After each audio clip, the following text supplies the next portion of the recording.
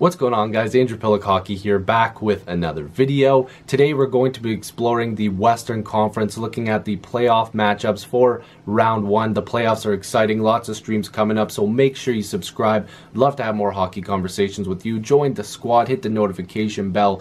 Like I mentioned, lots of streams coming up. I also have an announcement coming up at the end of this video, so make sure you stick around for that. But again, lots of streams with Audie coming for the playoffs. Make sure you tune in for that. If you're watching this, it's only April 9th.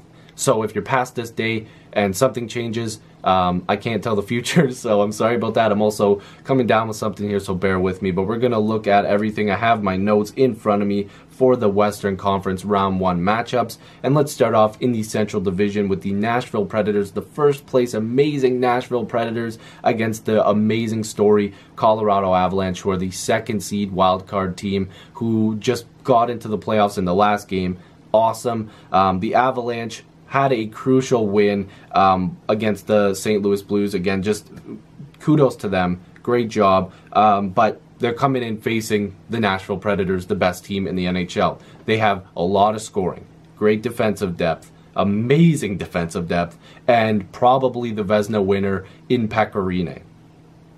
Colorado, I don't know if you can match up against these guys. They've been fantastic all year, but I'm looking forward to it. It's going to be a lot of fun. The matchup in the regular season, I'm pretty sure Nashville won all 4 of the appearances. Nashville's going to score a lot. They're going to win a lot. So seeing those numbers in the regular season, not a huge surprise. I'm sorry, Colorado. I've got nothing against you, but you're matching up against the Goliath of the NHL. And going back to Colorado, going from where they were last year in the NHL, just being a terrible hockey team. I'm sorry, just a very, very bad hockey team. Going to now where they're in the playoffs, Nathan MacKinnon, amazing, MVP caliber type of season. Just look at the guy's numbers. He's been amazing for them. He needs to be huge. Rantanen and Landeskog need to be big for the Avalanche as well, but we all know Nashville has that depth in scoring. They have that depth on the blue line, but the goaltending here has got to be a mismatch. Saros and Rinne versus pretty much Jonathan Bernier for the Avalanche. Varlamov is out with injury, and he would have been huge because Varlamov can steal some games. He's a great goaltender, but even Saros, if I'm saying his name correctly, is fantastic. He's a real good goaltender, but Rinne is just, he's going to be the story, hopefully, for Nashville to be, as good as he was in the regular season. But Bernier, I always joke about Bernier because, I'm a Leaf fan, if you don't notice, but Bernier is going to be Bernier. He's a good goalie when he wants to be. He's hot and cold sometimes, but he should be okay. I hope he steps it up for the playoffs. I love seeing goalie battles.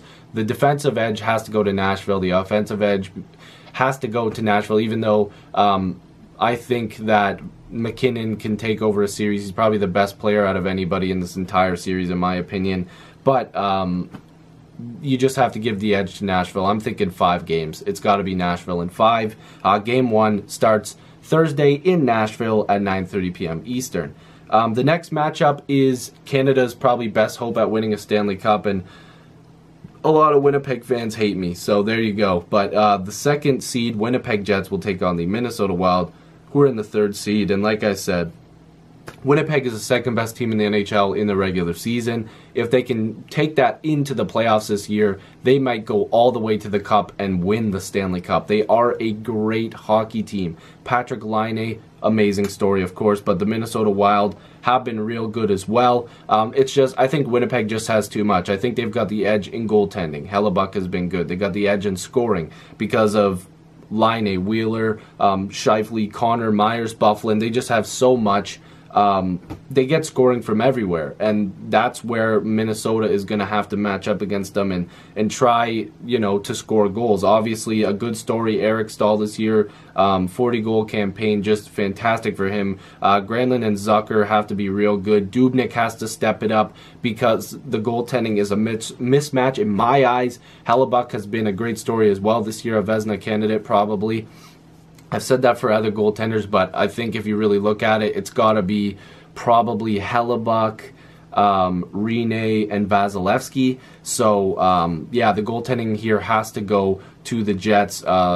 And again, I'm not trying to discount Minnesota. Winnipeg beat them 3-1 in the regular season. So again, if that translates into the playoffs, Winnipeg obviously has that edge. But I think anybody would, you know, not disagree with me saying that Winnipeg is probably going to win this series.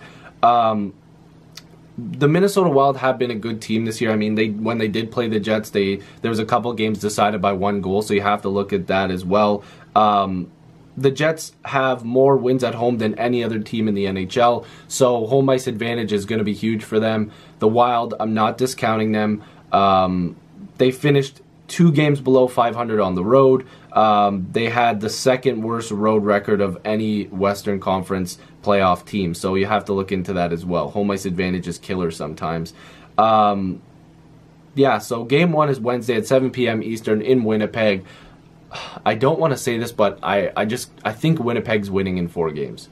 I just think that offensive depth with their even rookies with God, I'm forgetting Connor, right? Connor, is it? I could be wrong, but anyways, Kyle Connor, that's who it is. But Wheeler, Scheifele, Laine, Bufflin, Myers, you've got a whole squad of people that can just score. Again, sorry guys, I'm coming down with something, so I'm just trying to remember everything, and that's why I have to keep looking at my notes. But I got Winnipeg in 4, and again, that's nothing against Minnesota. It's just a gut decision for me.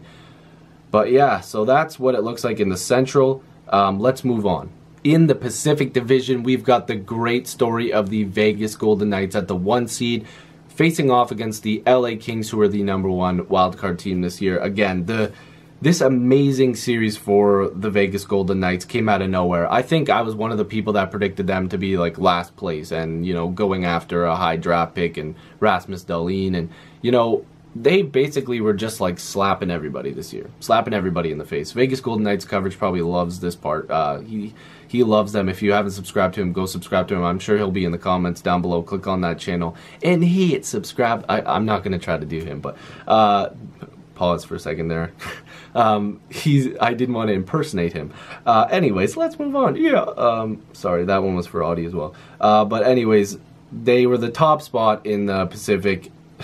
They're entering their first ever playoff series. Vegas looks awesome. I'm sorry. They've just been a great story. But the Kings, they also have that experience winning 2 cups very recently. They're going to be a gritty team. The Vegas Golden Knights are running up against a playoff experience team. Of course, they obviously have players that have playoff experience on their team, much like in goal with Flower, Marc-Andre Fleury, who is a Stanley Cup champion. He's got some cups under his belt, but so does the Kings goaltender, Jonathan Quick, who is also a great goaltender, so this should be fun. If there is some good goaltending battles, this series is going to get even more interesting, but the Vegas Golden Knights do have a high-velocity, fast scoring pace. They're a team that probably matches up well against a lot of slower teams. I mean, they could burn past my guy Dion Phaneuf. I know a lot of people don't like him. I love Dion, but Kings fans, what do you think of Dion? I love Dion. Anyways, he's not the best, but I love him. Gotta respect him. But anyways, maybe the Kings could slow down this Vegas team. They are, like I said, very fast-paced. They like to score goals, so we'll have to see how that works out. But this should be a fun series nonetheless. Carlson, hopefully, Wild Bill, as Vegas fans like to call him, or just Vegas Golden Knights coverage. I'm just watching all of his videos and getting his lingo because he is funny. Love the guy. Carlson, again, will have to score a lot of goals. Fantastic campaign for him, over 40 goals. Just fantastic. I keep saying fantastic. Fantastic and fantastic. Hopefully they get some more depth scoring like they have been getting in the regular season. The Kings will have to match up against that because they are dangerous. But game 1 is Wednesday in Vegas at 10 p.m. Eastern. Get ready because that place is going to be rocking. The last team matchup, whatever, I'm sick, I'm losing my mind. The last matchup I'm going to be talking about in the West is the 2nd-seeded Anaheim Ducks versus the 3rd-seed San Jose Sharks. Oh, man. I'm losing it. Anyways, this is going to be a gritty series. A lot of fun. This really does have the potential of being a nasty series. I think just mixing up these guys who have a lot of history against each other. They're 2 completely different teams in my eyes, I guess. when it comes to certain aspects. Maybe not completely different because of the fact that they both got a bit of an edge to them. They both have had an injury bug problem this season as well, but it's continuing because Fowler is out for Anaheim and Jumbo Joe Thornton will be out for the Sharks. I'm not sure how long for either of them, but they're both out currently. But there's going to be a lot of late night games here because of the fact that if the regular season has anything to do with it, because I have down here of the 4 outings played between the 2 teams, they went to overtime, and 3 were actually decided by shootout, I believe. So they might have a lot of late night games, and I'm probably going to stay up because I love gritty, fast-paced, hard-hitting hockey. We're going to see a lot of nastiness, I think. Kessler is going to be nasty.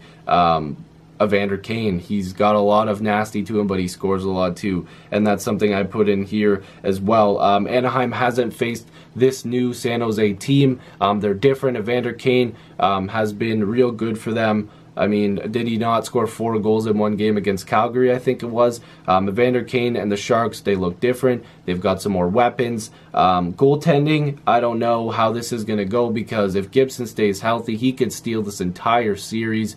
I really, really do like Gibson. I tweeted earlier watching a game, probably not this month, probably last month, where he just made a stupid amount of saves. It was like a crazy sequence. I think it was against the Kings, to be honest. I could be wrong. Maybe against the Oilers. Actually, yeah, maybe it was against the Oilers. But Gibson's real good. Jones is good, but I think the edge has to go to Anaheim with Gibson and net. He's a real good goaltender. So buckle up. This one is going to be a lot of fun to watch. Game 1 is in Thursday in Anaheim at 10:30 p.m. Eastern. There goes my phone. Anyways, let me know what you guys think about these matchups. I'm going to take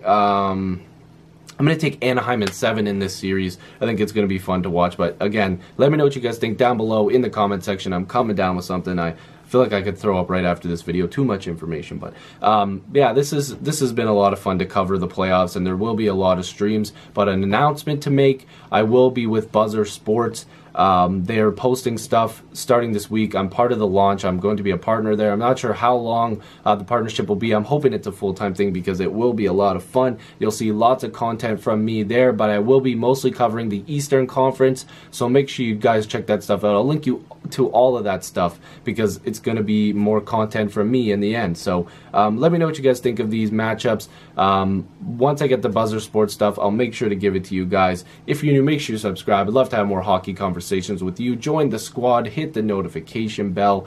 Lots of streams coming up with Audie. So I'll see you guys in the next video or stream. Peace.